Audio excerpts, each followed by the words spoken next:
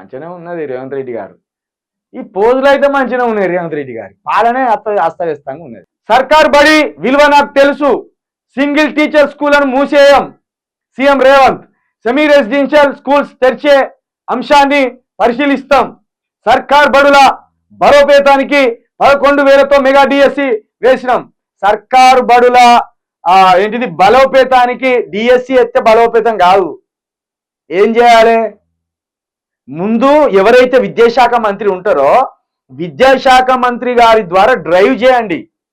ప్రతి మండలానికి ప్రతి గ్రామానికి పోయి ప్రతి మండలంలో ప్రతి గ్రామంలో ప్రైవేట్ స్కూల్స్ వచ్చి నెలకొల్పబడ్డాయి. ప్రైవేట్ స్కూల్స్ కి 30% ఉండాలి, కానీ ప్రతి మండలం కింద 100% ప్రైవేట్ స్కూల్స్ ఉంటున్నాయి, గవర్నమెంట్ స్కూల్స్ ఉంటలేవు.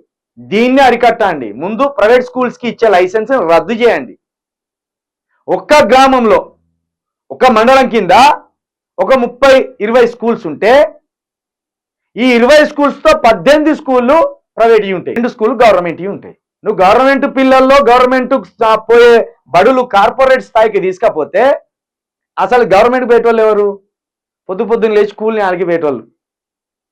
మరి వాళ్ళలో చైతన్యం కలిగించాలి కదా. నువ్వు వెట్టిగా 11,000 డిఎస్సి ఎత్తే వచ్చేదేమున్నది? టీచర్లకు బాగుపడేదే, అది నిరుద్యోగులు బాగుపడేది. స్కూల్ ఎట్లా బాగుపడతాయి? ప్రతి స్కూల్ని తీర్చిదిద్దుతా అన్నారు, ఇంటర్నేషనల్ స్కూల్ కడతా అన్నారు. దానికి అంకురార్పణ చేయి, దాని శంకుస్థాపన అయ్యి ఈ 11,000 గతంలో ఉన్న ఖాళీలు పూరిస్తున్నావు నువ్వు. దానివల్ల స్కూల్ ఎట్లా బాగుపడతాయి? పడిపోయిన స్కూల్ ఎట్లా నిలబడుతుంది? తలుపు లేని స్కూల్కు తలుపు ఎట్లా వస్తుంది? టీచర్లను నియమిస్తే టీచర్లు నియమించబడతారు, కానీ తలుపులు లేని స్కూల్కు తలుపులు, కిటికీలు లేని స్కూళ్ళకు కిటికీలు, బండలు లేని స్కూల్కు బండలు వస్తాయా? రావు. వాటిని రిపేర్లు చేయి, ఇంటర్నేషనల్ స్కూల్ కట్టు. ఈ అబద్ధాల మాటలు మాట్లాడకు, ఈ బొంకిచ్చుడు మాటలు మాట్లాడకు. 2,000 కోట్లతో స్కూళ్లను బాగు చేస్తున్నాం. నువ్వు చేయవలసిన స్కూళ్లను బాగుతో పాటు ఇంటర్నేషనల్ స్కూల్ కడతా అన్నావు, మండలానికి ఒక్క ఇంటర్నేషనల్ స్కూల్ కడతా అన్నావు.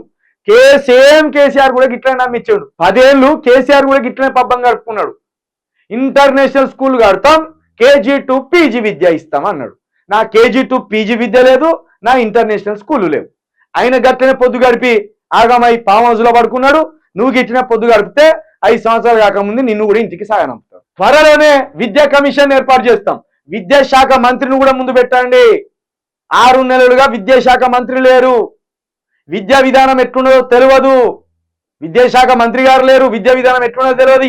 ఏ స్కూల్కు ఏ టీచర్ వస్తాడో, ఏ డిఓ వస్తాడో, ఏ ఎంఈఓ వస్తాడో వాళ్ళ మీద పర్యవేక్షణ ఉన్నదో లేదో ఏది జరుగుతలేదు. విద్యాశాఖ మంత్రిని పెట్టండి. కమిషన్ తర్వాత ముచ్చట.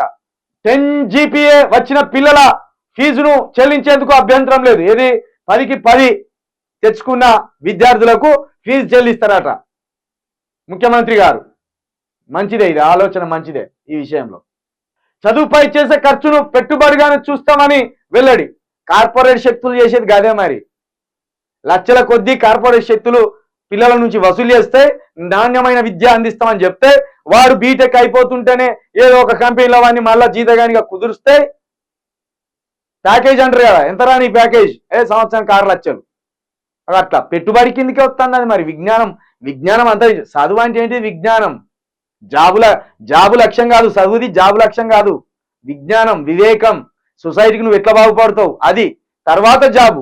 10 GPA తెచ్చుకున్న గవర్నమెంట్ స్కూల్ స్టూడెంట్స్ కి సన్మానం. నిన్న 10కి 10 తెచ్చుకున్న గవర్నమెంట్ స్కూల్ విద్యార్థుల దగ్గరికి పోయి రేవంత్ రెడ్డి గారు వాళ్ళకి సన్మానం చేసి వాళ్ళతోటి ఇలా పోజులు ఇచ్చి వచ్చిండు. మీరంతా చదువుకొని ఇట్లా ఓటుకున్నోటు కేసులలో పాల్పడేరా బాబు. మీ దాంట్లో ఎవడోడు ఉంటాడు, మంత్రి అయ్యేటోడు, ఎమ్మెల్యే అయ్యేటోడు ఎవడోడు ఉంటాడు. ఇట్లా ముఖ్యమంత్రి గారు పక్క ఖర్చుగా ఇట్లా ఇచ్చిందని ముఖ్యమంత్రి గారు నీతి మంత్రులు అనుకునేరు. ముఖ్యమంత్రి గారే అక్రమార్కుడు. ముఖ్యమంత్రి ప్రజాస్వామ్యాన్ని కూని చేయడానికి ఓటుకున్నోటు కేసులో దొరికినాయనే. మరి అది కూడా జరా ముఖ్యమంత్రి రాగానే వాడు సెల్ఫీ తీసుకుంటాడు. సొంతంతో సెల్ఫీ తీసుకుంటున్నాం, ఎసోటి పక్కన నిలబడతాను, ఏం ఆలోచించారు.